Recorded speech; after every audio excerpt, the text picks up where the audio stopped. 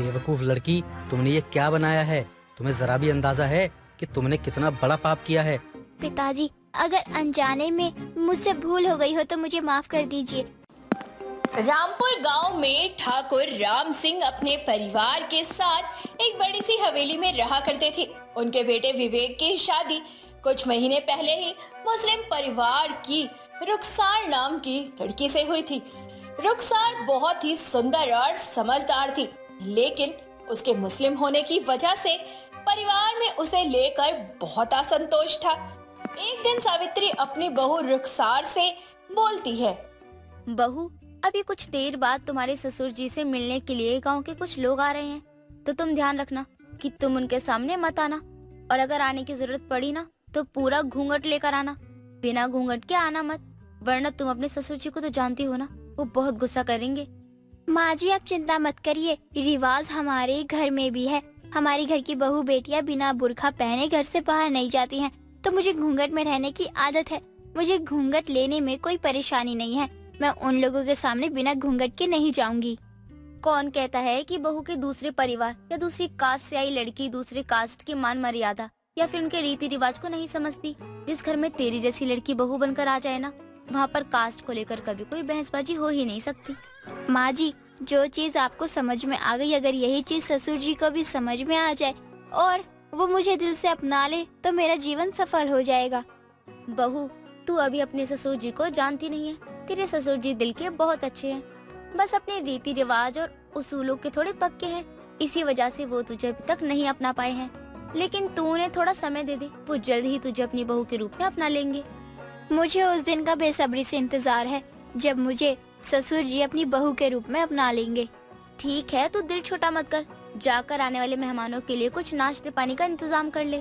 तब तक मैं मंदिर से पूजा करके आती हूँ। सावित्री इतना बोलकर वहाँ से चली जाती है और रुखसार भी रसोई में जाकर चाय नाश्ता बनाने की तैयारी में लग जाती है। शादी के बाद रुखसार अपने नए परिवार को अपने परिवार की तरह ही समझती थी। उसने हिंदू रीति रिवाज और परंपराओं को सीखने में कोई कमी नहीं छोड़ी थी। उसने साड़ी पहनना सीखा, पाठ पूजा में हिस्सा लिया और सभी त्योहारों में बढ़ चढ़ कर भाग भी लिया। रुखसार को ये सब करते देखकर राम सिंह धीरे धीरे उसे अपनाने लगता है। ऐसे ही एक दिन वह मंदिर में पूजा करके पूरे घर में आरती कर रही होती है कि तभी राम सिंह वहाँ आता है और रुखसार से आरती लेते हुए बोलता है, तुम हमारे घर के रीति रिवाज और परंपराओं को दिल से निभाने की कोशिश कर रही हो, उन्हें समझने की कोशिश कर रही हो। यह सब देखकर मुझे बहुत अच्छा लगा। आपके मुंह से अपनी तारीफ सुनकर मैं कितनी खुश हूँ। पिताजी, मैं आपको ये चीज बता नहीं सकती। मैं आगे भी अपनी तरफ से पूरी कोशिश करूंगी कि आपके परिवार या आपके रीति रिवाज को किसी भी तरह से कोई ठेस ना पहुँचे। तुम्हारी बातें सुनकर अब मुझे ऐसा लग रहा है कि विवेक ने तुम्हें अपनी पत्नी बनाकर इतना भी गलत फैसला नहीं किया है। रुखसार के जीवन में सब कुछ ठीक ठाक चल रहा था। धीरे धीरे उसके ससुराल वाले उसे अपना लेते हैं, लेकिन उसकी एक गलती सब कुछ खत्म कर देती है। रुखसार अपने पति विवेक के जन्मदिन पर कुछ खास बनाने के चक्कर में अपने मायके की सबसे खास बीफ करी की रेसिपी अपनी माँ से पूछती है और बनाने की तैयारी करने लगती है। रुखसार को ये नहीं पता था कि उसके ससुराल में बीफ खाना वर्जित है। उसने खुशी खुशी बीफ करी बनाई और पूरे परिवार को परोस भी दी। जैसे ही ठाकुर राम सिंह ने पहला निवाला मुंह में लिया तो उसका मुंह गुस्से से लाल हो गया और उसने रुखसार पर चिल्लाते हुए बोला, बेवकूफ लड़की, तुमने ये क्या बनाया है? तुम्हें जरा भी अंदाजा है कि तुमने कितना बड़ा पाप किया है? जल्दी बताओ, यह क्या है? पिताजी, मैंने ये बीफ करी बनाई है। हमारे यहाँ पर खास अवसर पर ये रेसिपी बनाई जाती है। तुम्हारे घर में इस रेसिपी को बहुत मान्यता दी जाती होगी, लेकिन हमारे घर में बीफ करी को खाना बहुत बड़ा पाप माना जाता है।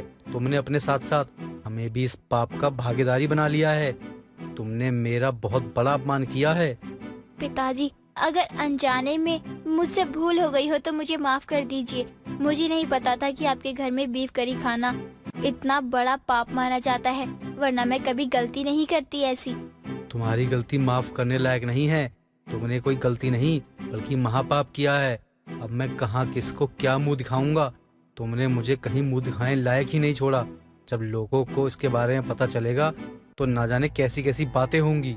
पिताजी आप शांत हो जाइए, जो होना था वो हो गया, अब इसको बदला नहीं जा सकता है। इसको पता नहीं था, इसने जानबूझ के ऐसा नहीं किया है। जो हुआ है अनजाने में हुआ है, इसमें इसकी कोई गलती नहीं है। और अनजाने में हुई गलती को तो भगवान भी माफ कर देते हैं। तू तो अपना मुंह बंद ही रख। ये सब कुछ तेरे कारण ही हुआ है। ना तो इस मुस्लिम लड़की को घर बहू बनाकर लेकर आता और ना हमें इतना बड़ा पाप करने को मिलता। देख तेरी वजह से क्या कुछ हो गया। आज इसमें फिर यह साबित कर दिया है कि यह कभी हमारे घर की बहू नहीं बन सकती है, ना ही हमारे घर के रीति रिवाज को ठीक तरीके से समझ सकती है। पिताजी वो आपसे माफी तो मांग रही है ना, बार बार कह रही है उसने जानबूझ के कुछ नहीं किया है, जो हुआ है अनजाने में हुआ है। अरे माफ कर दीजिए उसे, गुस्सा क्यों कर रहे हैं? तुझे अच्छी तरह से पता है कि हमारे घर में ये सब कुछ खाना वाना नहीं चलता है। ये सब कुछ हमारी आस्था के खिलाफ है और अब इसे इस चीज का भुगतान तो करना ही पड़ेगा। पिताजी मैं जानती हूँ कि मैं बहुत बड़ी गलती कर चुकी हूँ। आप जो बोलेंगे या जो भी सजा देंगे मैं उसे मानने के लिए तैयार हूँ।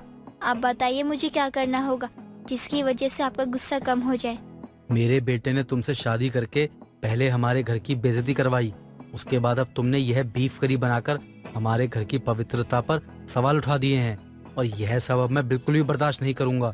इसलिए यही अच्छा होगा कि तुम इस घर को हमेशा के लिए छोड़कर चली जाओ।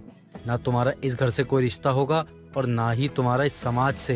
पिताजी आप क्या कह रहे हैं? एक अनजाने में हुई गलती के कारण आप इसको इतनी बड़ी सजा नहीं दे सकते। मैंने शादी की है इससे, इसको इस घर में लेकर आया हूँ, मैं इसे नहीं जाने दे सकता। जो पाप इस लड़की ने किया है ना, उसके बाद यह हमारे घर में रहने लायक नहीं है। पिताजी अगर यह आपका आखिरी फैसला है तो आप भी मेरा फैसला सुन लीजिए।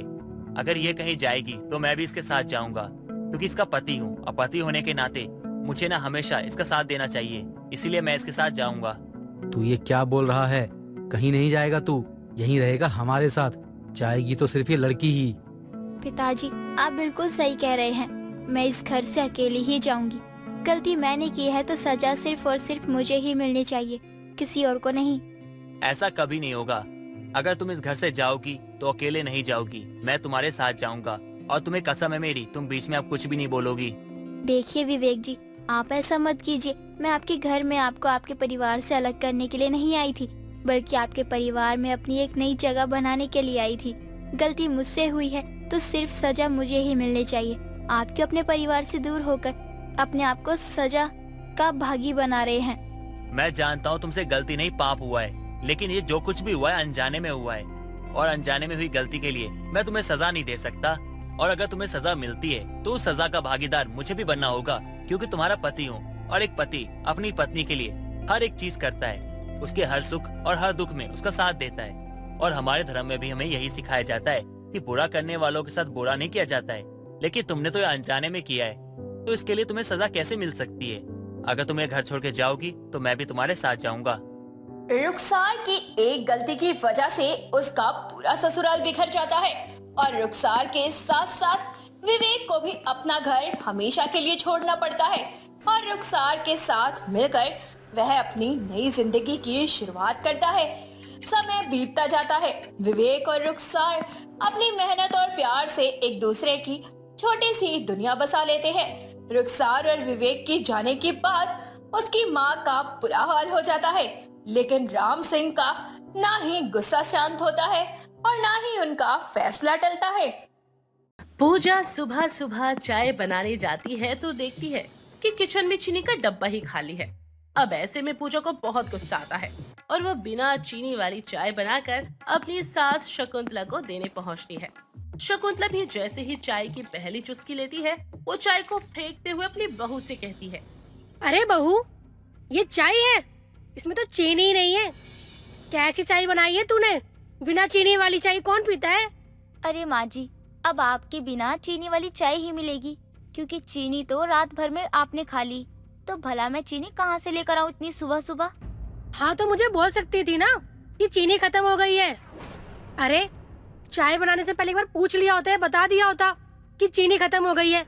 सुबह सुबह बिना चीनी की चाय पिलाकर पूरा मूड ही खराब कर दिया तूने मेरा। इतना कहने के बाद शकुंतला लाला की दुकान से चीनी लाकर अपनी बहू को मीठी चाय बनाने के लिए कहती है। जा आप जल्दी से चाय बना कर लाओ, वरना मुझे चक्कर आ जाएंगे। शकुंतला की बहू किचन में जाती है। तभी इधर शकुंतला की पड़ोसन विमला का आना होता है और विमला अपने हाथ में मिठाई का डिब्बा लिए हुए घर पर आती है। विमला, किस बात की मिठाई बांट रही है तू? इतना कहकर शकुंतला विमला के हाथ से मिठाई का डब्बा ले लेती है और उसमें से पुरानी जलेबी, बालूशाही और मट्ठी सब कुछ खाने लगती है। लेकिन ये शकुंतला को बिल्कुल भी अच्छा नहीं लग रहा था। तभी विमला शकुंतला से डिब्बा छीनते हुए कहती है, अरे ये मिठाई, ये तो महीनों पुरानी है। इसे तो मैं कुत्तों को डालने जा रही थी। कभी तो पूछ लिया कर कि मेरे हाथों में आखिर है क्या।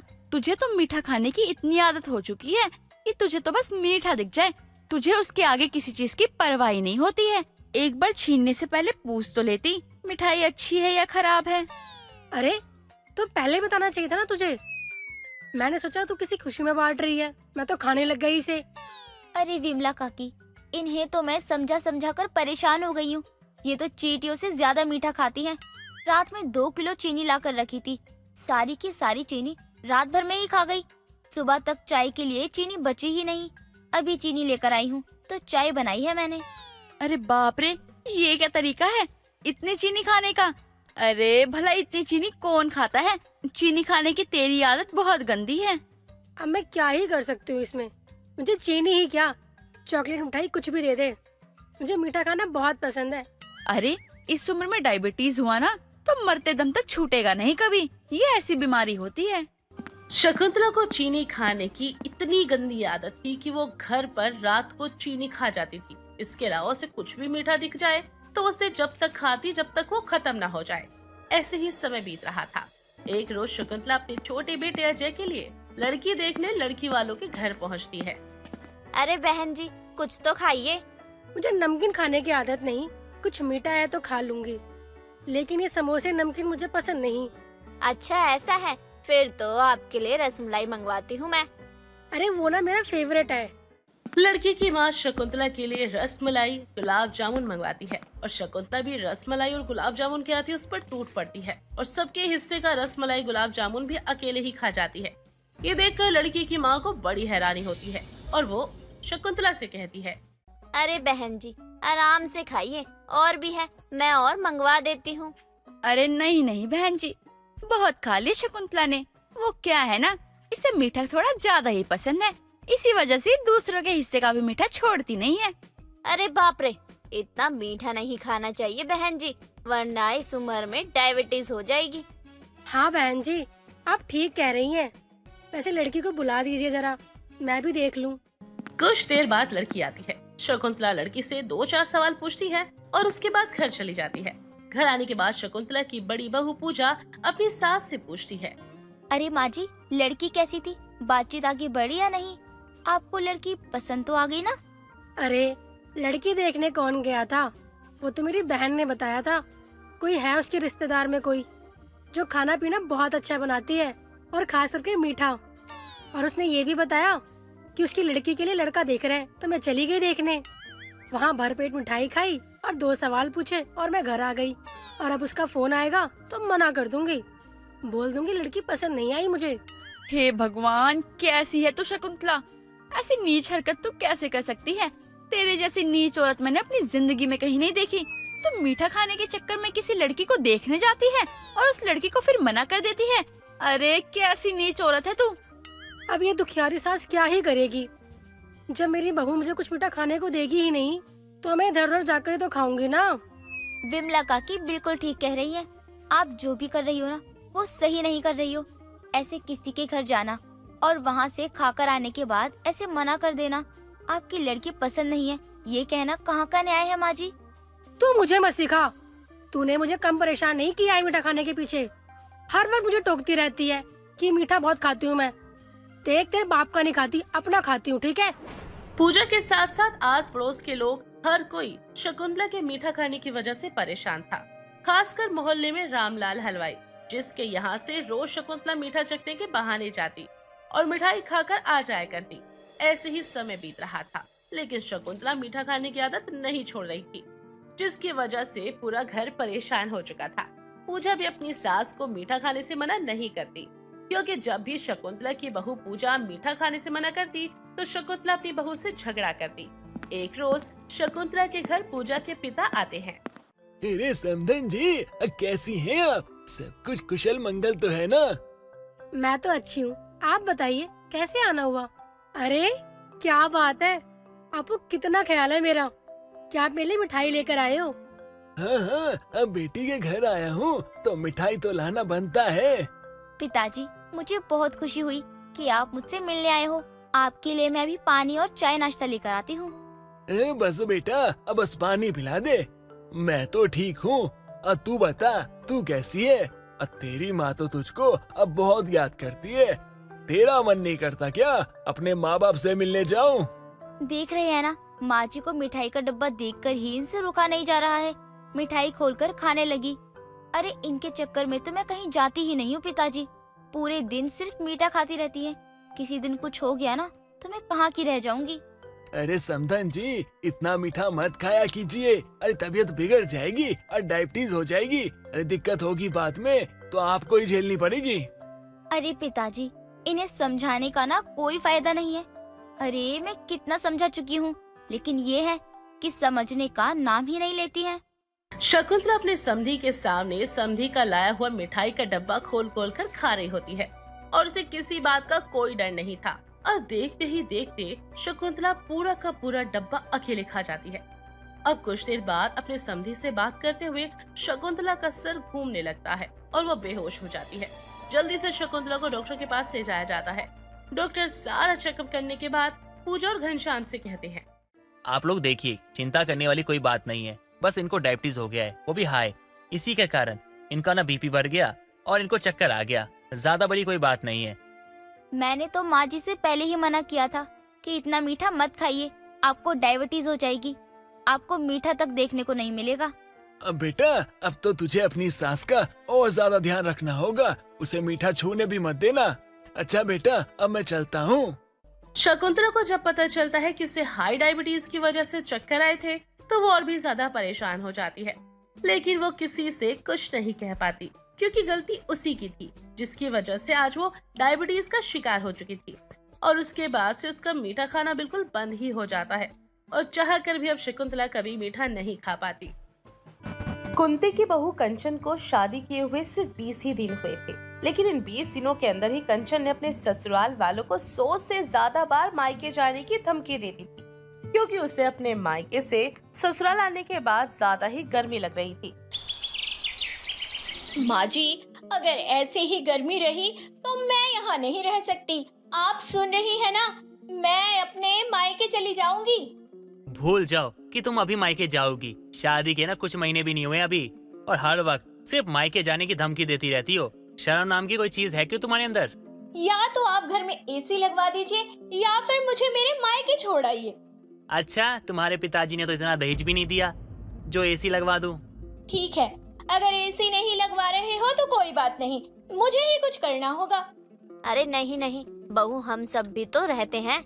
माँ जी, इतनी गर्मी मुझसे बिल्कुल बर्दाश्त नहीं हो रही है। हम सब भी तो यहाँ इतनी गर्मी में रह रहे हैं ना।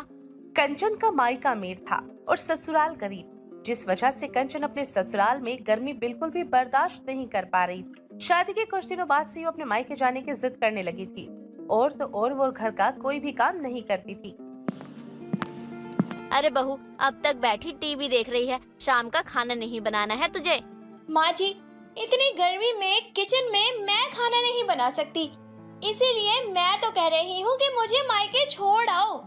बहू देख, हर वक्त मायके जाने की जो जिद लगा कर बैठी है तू, मायके नहीं जा सकती। कह दिया तुझे, और तुझे घर का काम काज करना ही होगा। सुबह भी खाना मैंने बनाया है। अरे इतनी गर्मी है तो और लोग खाना पीना नहीं बना रहे हैं क्या? माँ जी, आप मुझसे खामखा बहस कर रही हैं, बाकी आपको जो सही लगे। अरे भाई, क्या बात हो गई? क्यों लड़ाई झगड़ा कर रही है अपनी बहू से तू? अभी तेरी बहू को आए हुए तो महीना भी नहीं बीता है। अरे विमला, क्या बताऊं, इस औरत ने तो नाक में दम करके रखा है। हर वक्त मायके जाने की धमकी देती रहती है। अब गर्मी है तो क्या सभी बहुएं अपने मायके बैठी हैं? तेरी भी बहू यहाँ काम काज कर रही है कि नहीं? कल ही मायके गई है मुझे धमकी देके कि अगर घर में एसी नहीं लगवाया तो पूरी गर्मी नहीं आऊंगी। और मैंने भी छोड़ दिया, पूरी गर्मी तो मैं उसे बुलाने से रही। अब चाहे 4-5 महीना बैठकर वहाँ खाए या 10 महीने बैठ के खाए, है तो अपने बाप के ही घर पे ना। अरे सारी बहू ऐसी ही निकल गई। मैं तो इससे बहुत ज्यादा परेशान हूँ। पूरे दिन कमरे में बैठकर कूलर पंखा चलाकर रखती है। बिजली का बिल इस गर्मी में तू जानती है कि कितना आता है, लेकिन मेरी बहू नहीं। जी का जंजाल हो गई है ये। सुनिए जी, ऑफिस से आते हुए खाना ले आइएगा, क्योंकि इतनी गर्मी में मेरे बस का नहीं है खाना बनाना। यार तुम्हारा दिमाग खराब हो चुका है क्या? बाहर का खाना खाओगी? अरे गर्मी कितनी है, बाहर का खाना नुकसान करता है। अरे कोई जरूरत नहीं है बाहर का खाना खाने की। माँ को कहो कि वो बना देंगी खाना, ज्यादा नौटंकी करने की जरूरत नहीं है, समझी? अरे अब तेरी बहू खाना नहीं बना रही है तो खाना तुझे ही बनाना पड़ेगा। इस बुढ़ापे में तो तेरी बहू ने तुझ पे अत्याचार करना शुरू कर दिया है। बहुएं ऐसी होती है क्या कुंती? अब न तुझे सास बनना पड़ेगा।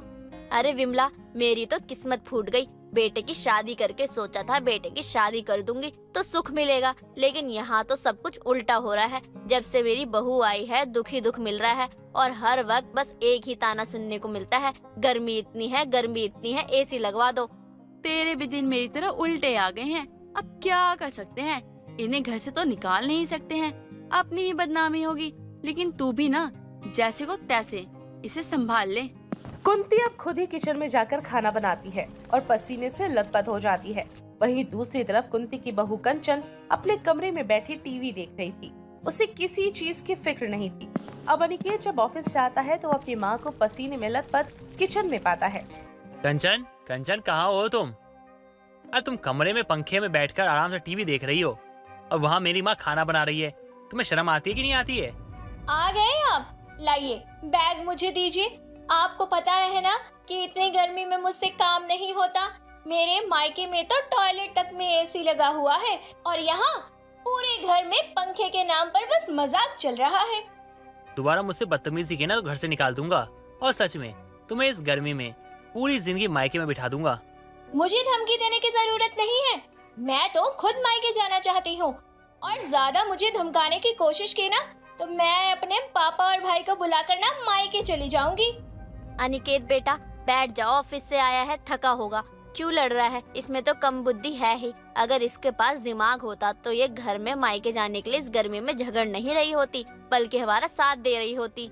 ये भी आप सही कह रही हो माँ, इसके अंदर दिमाग नाम की कोई चीज है ही नहीं, तभी तो हर वक्त लड़ती रहती है। कंचन की धमकी तो अब कोई सीरियस नहीं ले रहा था। हर बात पे मायके चली जाऊंगी की धमकी तो बिल्कुल भी नहीं। हर किसी के सर में उसने दर्द किया हुआ था। और तो और कुंती भी समझ चुकी थी कि कंचन घर का कोई काम नहीं करने वाली, इसलिए वो अब सुबह खुद ही उठकर कामकाज कर लिया करती। एक रोज विमला का कुंती के घर लड्डू लेकर आना होता है और कुंती को लड्डू खिलाते हुए वो बड़े प्यार से कहती है, अरे कुंती लड्डू खा, बड़ी खुशी की बात है। मेरी बहू मायके से लौट आई है और अपने साथ 2-2 एसी भी लेकर आई है। एक अपने कमरे में लगवाया है और एक बरामदे में। क्या बात कर रही है? अरे ये तो बड़ी खुशी की बात है। एक तेरी बहू है जो अपने मायके से एसी लेकर आई है, और कहा मेरी बहू सुबह शाम घर में कलेश कर रही है। तेरी बहू कहाँ है? कहीं नजर नहीं आ रही है। अरे बेटे के साथ बाहर घूमने गई है, कह रही है गर्मी लग रही है तो आइसक्रीम खाना है। वही मेरा बेटा उसे घुमाने ले गया है। तू नहीं सुधरने वाली। मैंने तुझे पहले भी बोला था कि तू सास बनकर है। तुझसे तो तेरी बहू ही नहीं संभलती है और ना ही डरती है। मैं तो कहती हूँ अगर उसने इस बार मायके जाने की धमकी दी तो तू उसे मायके भेज दियो। क्या पता तेरी बहू भी ऐसे 2-2 एसी लेकर आ जाए। तुझे क्या लगता है मेरे बेटे के ससुराल वाले जो एक नंबर के कंजूस है वो अपनी बेटी को एसी देंगे? ये तो रोज फोन कर रोती रहती है कि यहाँ इतनी गर्मी हो रही है, तो कहाँ इसका बाप एसी पंखा कूलर दे गया इसे। देख, एक पते की बात बताती हूँ मैं तुझे। अगर तेरी बहू गर्मी में मायका जाना चाहती है तो उसे भेज दे। अभी गर्मी खत्म होने में कम से कम 3-4 महीने हैं और इन 3-4 महीनों में उसके घर वाले खुद ही परेशान होकर उसे यहीं भेज जाएंगे। और क्या पता कि वो अपने साथ एसी भी लेके आ गए। बात में तेरे दम तो है, लेकिन तू है ना समझ। कोई बात नहीं, ये भी करके देख लेती हूँ। इतना कहने के बाद जब कुंती की बहू बाहर से घूमकर आती है तो उसे गर्मी लग रही होती है। तो अनिकेत अपनी पत्नी कंचन से कहता है, अभी आइसक्रीम खाकर अगर ठंडी हो गई हो ना तो आप घर के काम में लग जाओ, तो गर्मी तो रहेगी तो काम तो तुम्हें करना ही होगा। बिल्कुल भी नहीं, अगर काम के लिए कहा ना तो मैं मायके चली जाऊंगी।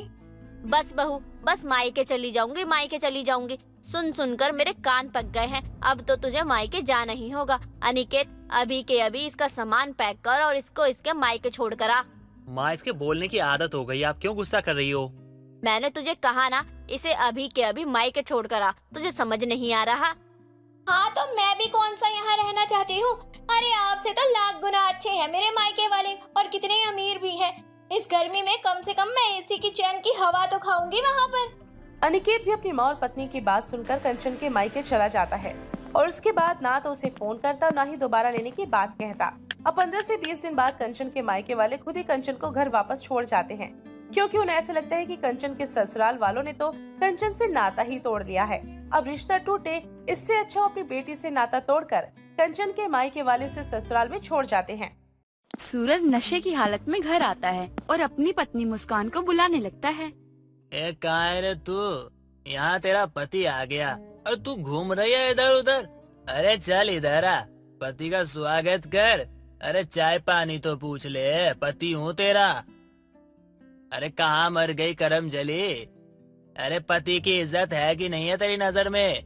अपने पति की आवाज सुनकर मुस्कान तुरंत अपने कमरे से भागी भागी वहाँ जाती है और अपने पति को नशे में देखकर कहती है, आज फिर आप पीकर आ गए। आपको कितनी बार मना किया है कि ये सब चीजें सही नहीं है आपके लिए।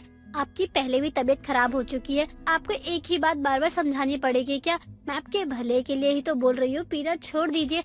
हमारा घर बर्बाद हो रहा है, आपकी सेहत ठीक नहीं रहती, फिर भी आप पीते रहते हो। मेरी ना सही, कम से कम अपनी तो परवाह करो। अब तू मुझसे जुबान लड़ाएगी? अब तुझे इतनी हिम्मत आ गई कि तू पति को बोलेगी उल्टा सीधा? मुंह को ना संभाल के रखा कर। मैं घर को संभालता हूँ, काम करता हूँ, बस तू घर में बैठ के झाड़ू पोछा करती है और मेरे आगे जुबान चला रही है। पत्नी है, पत्नी की तरह रह, वरना औकात दिखा दूंगा तुझे।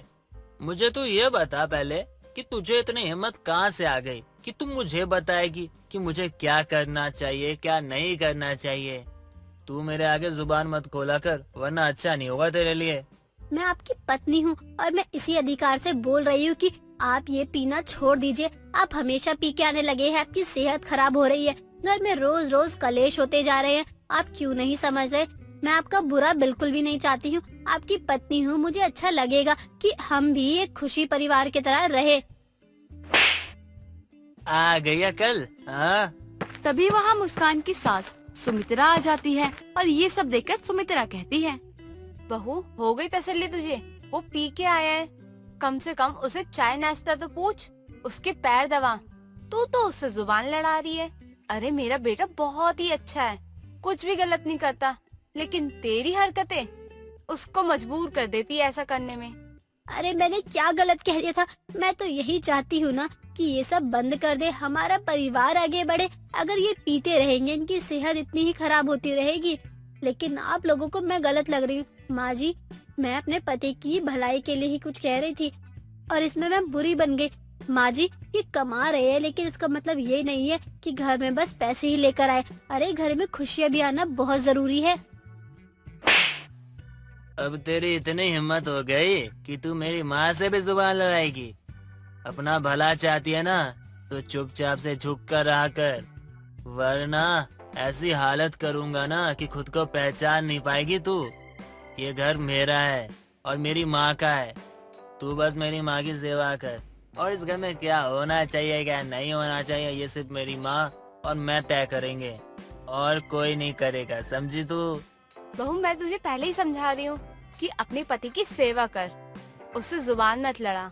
अरे वो तेरा पति है, तो उसे प्यार से बात कर, प्यार से समझा, और तुझे उसकी पूरी कसर पूरी करनी चाहिए। अरे तू तो उसे अकड़ दिखा रही है, ऐसी अकड़ दिखाएगी ना तो 2 थप्पड़ तो जरूर खाएगी। और वो तुझे शादी करके लेके आया है, तुझे वो वापस भी भेज सकता है। चल जा जल्दी से, मेरे बेटे के लिए खाना बना के लेके आ।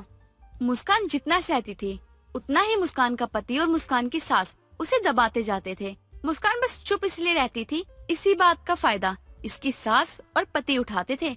ऐसे ही कई दिन निकल जाते हैं। कुछ दिनों बाद सूरज ऑफिस के लिए जा रहा होता है और घर के बाहर निकल जाता है। तभी सूरज के जूते पे कीचड़ लग जाता है और सूरज आवाज लगाकर मुस्कान को घर के बाहर बुलाता है। मुस्कान भागते हुए घर के बाहर आती है और कहती है, आपने मुझे बुलाया? कुछ काम था क्या आपको? मेरे पैरों में कीचड़ लग चुका है। अब चल अपनी साड़ी के पल्लू से साफ कर, मुझे ऑफिस जाना है।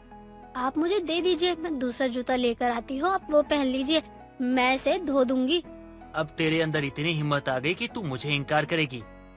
धोना तो तुझे वैसे भी पड़ेगा, लेकिन अभी जो कहा है ना वो कर। अभी के अभी मेरे जूतों को अपने साड़ी के पल्लू से साफ कर। अगर तूने ऐसा नहीं किया तो तू जानती है कि मैं क्या करूँगा। लेकिन अब आया समझ? हाँ, या एक बार और समझाऊं तुझे? आजकल तू बहुत ज्यादा चौधराइन बनने लगी है। राय देगी तू मुझे? हाँ, तेरी इतनी हिम्मत आ गई कि तू मुझे राय देगी? चुपचाप से जो कहा है ना वो कर, जूते साफ कर। पूरे मोहल्ले के आगे ना वरना तमाशा बना दूंगा तेरा। मुस्कान को बहुत ज्यादा बुरा लगता है और रोते हुए सूरज के जूते साफ करने लग जाती है।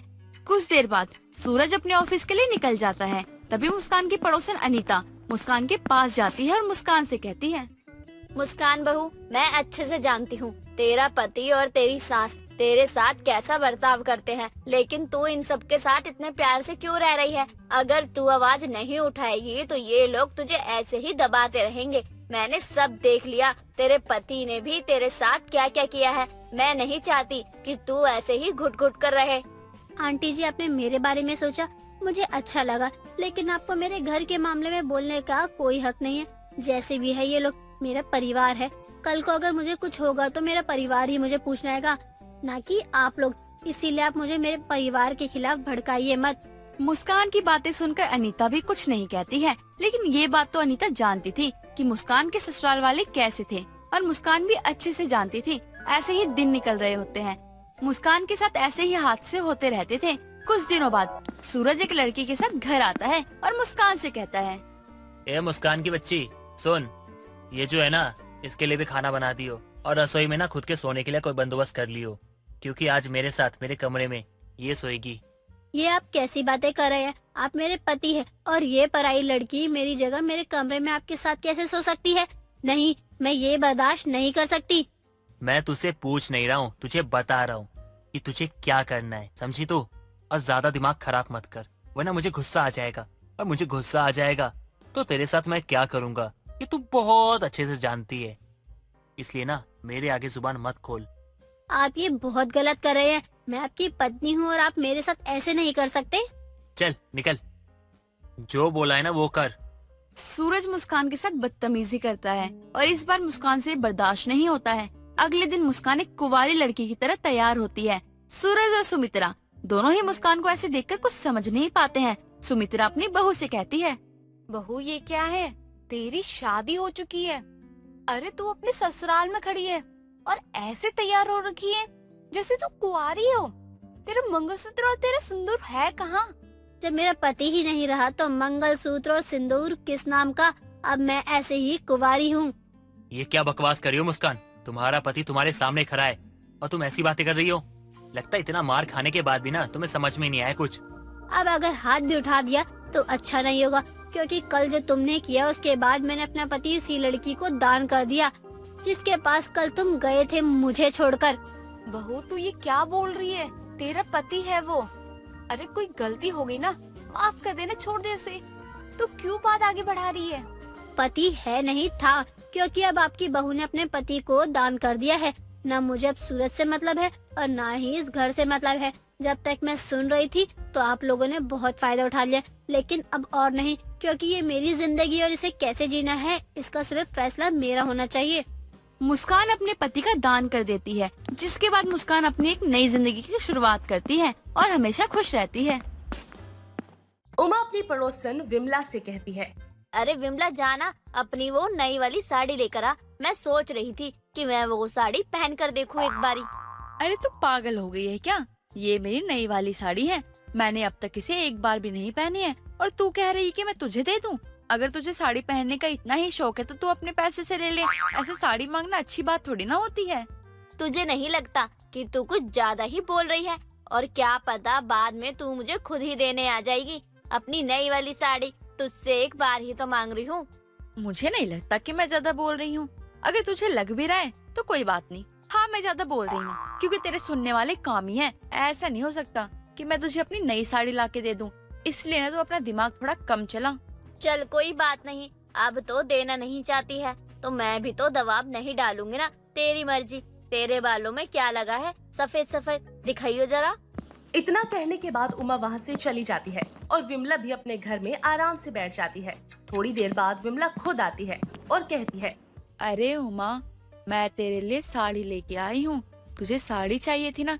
एक काम कर, तू इसे मुझे वापस मत दियो, अब तू इसे रख ले। तुझे जो चाहिए वो मैं तुझे दूंगी, क्योंकि ये तुझ पे ज्यादा अच्छी लगेगी। ये सब सुनकर उमा की बेटी मधु कहती है, अरे माँ, आप तो कह रही थी कि विमला आंटी ने आपको साड़ी देने के लिए मना कर दिया है, फिर आपको साड़ी देने के लिए वो खुद कैसे आ गई? सिर्फ पहनने के लिए नहीं, बल्कि ये तो आपको साड़ी हमेशा के लिए देने आई है। विमला आंटी, आप तो बहुत कंजूस थी, तो अचानक से आप ऐसे कैसे बदल गई? कंजूसी छोड़ दी क्या आपने? कंजूसी नहीं छोड़ी है, और क्या है ना, अब ये साड़ी उमा को पसंद आ गई थी, तो मैं मना कैसे करती। उमा को तो मुझे देनी ही थी, इसलिए मैंने उमा को दे दी। अगर और कुछ चाहिए होगा तो मुझे बता देना। देखा, बोला था ना मैंने कि तू मुझे साड़ी बाद में जरूर देने आएगी। देख, अब आ ही गई साड़ी देने के लिए, और वो भी हमेशा के लिए देने को तैयार है तू। हाँ, सही कहा था, मुझे कोई दिक्कत नहीं है। तुम्हें साड़ी देने के लिए मेरे पास और भी है। अगर तुम्हें और चाहिए तो तुम मुझे बता देना, मैं वो भी लाके तुम्हें दे दूंगी। वो भी हमेशा के लिए रख लेना तुम। अगर अपनी बेटी के लिए कुछ नए कपड़े चाहिए तो मुझे बता देना, मैं वो भी लाके दे दूंगी अपनी बेटी के। वो नए नए कपड़े कल ही लेके आई है, मैं वो सारे लेकर आऊंगी तुम्हारे लिए। नहीं आंटी, आप ये कैसी बातें कर रही है? आपकी बेटी के कपड़े मुझे क्यों चाहिए होंगे? माँ देखो ना विमला आंटी को, क्या हो गया इनको? पता नहीं कैसी कैसी बातें कर रही है। अरे आप इनकी साड़ी ले रही हो वो सब तो ठीक है, लेकिन ये मुझे भी अपनी बेटी के कपड़े देने को तैयार हो गई।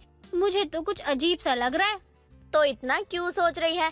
अरे विमला वही करेगी जो हमें अच्छा लगे। आखिर पड़ोसन है पड़ोसन, तो अपने परिवार की तरह होते हैं ना। क्यों विमला, सही कहा ना मैंने। खैर ये सब छोड़, अब तू चली जा अपने घर, और कुछ अच्छा बना हो जैसे खीर पूड़ी सब्जी तो हमारे घर पर भी भिजवा दियो। ठीक है, मैं अभी तुम्हारे लिए खीर पूड़ी बना के लेकर आती हूँ। सबके लिए बना कर लाऊंगी, सब खा लेना। मधु कुछ नहीं समझ पाती कि आखिर ये सब कुछ क्या हो गया था। विमला आंटी को वो कुछ नहीं कहती। ऐसे ही कई दिन निकल जाते हैं। उमा हर किसी पर कभी न कभी वशीकरण करती रहती। कुछ दिनों बाद उमा के बेटे रोहन की शादी हो जाती है। रोहन की पत्नी प्राची बहुत ही सीधी सादी लड़की थी। प्राची सबके लिए खाना बनाती है और सबसे पहले खाना अपनी सास के लिए लेकर जाती है, जिसे देखकर वो कहती है, अरे बहू, आज तो तूने कुछ ज्यादा ही अच्छा खाना बनाया है। लगता है बहू के लाने का कुछ फायदा हो रहा है। क्या है ना माँ जी, मुझे खाना बनाना बहुत अच्छा लगता है। और मैं मायके में भी खाना बनाती थी ना, तो सब मुझे यही बोलते थे कि तेरे हाथों में जादू है, जादू। और आस पड़ोस के लोग भी ना मेरे घर पे आते थे और मेरे ही हाथ का खाना खाते थे। अब तो मेरी शादी हो गई है, और जो मैंने सीखा है अपने मायके में, उसका फल तो यहाँ मिलेगा ही ना। अगर खाना आपको पसंद आया तो मैं समझ जाऊंगी कि मैं खाना बहुत अच्छा बनाती हूँ। ये तो बहुत अच्छी बात है, अब तू हमारे घर में आ गई है। यहाँ भी हमें अच्छा अच्छा खाने को अब मिलेगा। मैं कुछ ज्यादा खास तो नहीं बनाती, लेकिन अब तू आ गई है ना, तो रसोई तेरी हुई। प्राची के आने के बाद हर कोई उसकी तारीफ करता रहा। प्राची के बने खाने की तारीफ हर किसी ने की। ऐसे ही एक दिन प्राची सबके लिए मटर पनीर की सब्जी बनाती है। जैसे ही खाने के बाद रोहन प्राची की तारीफ करते हुए कहता है, वाह प्राची वाह, क्या खाना बनाया तुमने। आज से पहले इतना अच्छा खाना मैंने तो कभी खाया ही नहीं था। माँ देख रही हो प्राची को, आप कितना अच्छा खाना बनाती है। ऐसा लग रहा है जैसे खाने में जान डाल दिया उसने। मजा आ गया खाकर। वैसे आज तक तो खाना बस जीने के लिए खाते थे, लेकिन आज ऐसा लग रहा है जैसे खाना दिल से खा रहे हैं, मन से खा रहे हैं, पेट भरने के लिए खा रहे हैं। वाह वाह वाह वाह वाह वाह, क्या खाना बनाया तुमने यार। सच में दिल तो खुश हो गया है। मन तो कर रहा है सारा खाना अकेले खा जाऊं। अरे जरा मटर पनीर की सब्जी पकड़ाना, बहुत अच्छी बनी है। बहू के आगे तो तू अपनी माँ को ही भूल गया। आज तक मैं ही तुझे खाना खिलाती आ रही हूँ, कभी मेरी थोड़ी सी भी तारीफ नहीं करी तूने। और प्राची की तो ऐसी तारीफ कर रहा है जैसे जन्मों जन्मों से भूखा था, और उसने तुझे अब आकर अन्न दे दिया हो। मैं क्या पागल हूँ, इतने समय से तुझे खाना बना बना कर खिला रही थी। नहीं माँ, ऐसी बात नहीं है, लेकिन सच तो सच है ना। प्राची ने क्या खाना बनाया है। ऐसा लग रहा है खाने में जादू कर दिया है। इतना अच्छा खाना, आए हाय मजा आ गया खाकर माँ। वैसे माँ, आज तक हमारे घर में कितने तरह का खाना बनता रहा, लोग खाते रहे, किसी ने तारीफ नहीं की, लेकिन आज इसके हाथों का खाना खाकर बहुत लोगों ने तारीफ की। सारे रिश्तेदार कहते होंगे अपनी बहू को, देखो देखो उमा की बहू से सीखो, कितना अच्छा खाना बनाती है, जैसे खाने में ना पता नहीं क्या अमृत डाल देती है, मजा आ जाता है माँ। और आप ही तो देखो, आज से पहले रिश्तेदार हमारे घर में खाते थे तो कभी उन्होंने आपकी तारीफ की क्या? नहीं की ना माँ। और आज की है, क्यों की है? क्योंकि आपकी बहू ने खाना इतना अच्छा बनाया है। अगर आप अच्छा खाना बनाती ना तो आपकी भी तारीफ करती। शायद इसलिए आपको बुरा लग रहा होगा। ये सब सुनकर उमा को बहुत ज्यादा बुरा लगता है और अब वो अपनी बहू पर ही वशीकरण कर देती है, जिससे वो अब अच्छा खाना ना बना पाए। यहाँ तक कि वो घर में किसी की बात नहीं सुनती, क्योंकि वो अपने वश में नहीं थी, बल्कि वो अपनी सास के वश में थी।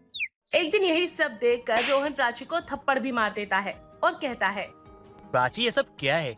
तुमने टिफिन में चिकन दे दिया? अरे तुम्हें पता है ना मैं वेजिटेरियन हूँ, तुमने मुझे चिकन दिया तो दिया कैसे? अरे मैं चिकन कैसे खा सकता हूँ? ये कितना गंदा होता है यार।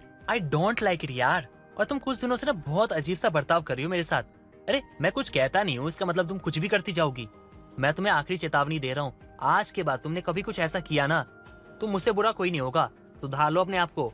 प्राची को सब लोग सुनाने लगते हैं। ये देखकर उमा बहुत खुश होती है और खुद से बात करते हुए कहती है, अब तक तो हर कोई मेरी बहू की तारीफ करता था, लेकिन अब नहीं कर पाएंगे, क्योंकि मैंने उस पे ऐसा काला जादू करा है कि अब तो वो तारीफ के लायक ही नहीं है। अब हर कोई उसकी बुराई करेगा और नफरत करेगा। ये सब मेरे वशीकरण की वजह से ही हुआ है। अब वही होगा जो मैं चाहूंगी। मेरी बहू के लिए मैं बहुत अच्छी सास थी, लेकिन अब बहुत बुरी सास बनकर दिखाऊंगी। चांदनी की बात सुनकर सब लोग खुश हो जाते हैं, जिसके बाद अमित चांदनी को अपने कमरे में आराम करने के लिए ले जाता है।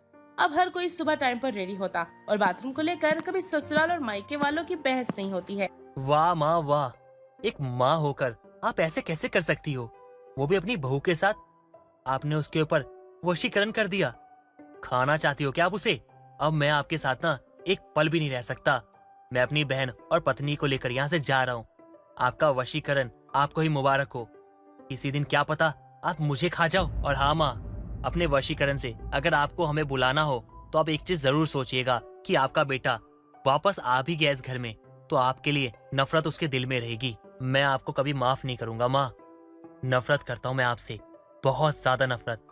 उमा के मुंह से एक शब्द नहीं निकलता और उसकी आंखों के आगे उसका पूरा परिवार बिखर जाता है और सिवाय पछतावे के अब उसके पास कुछ नहीं होता।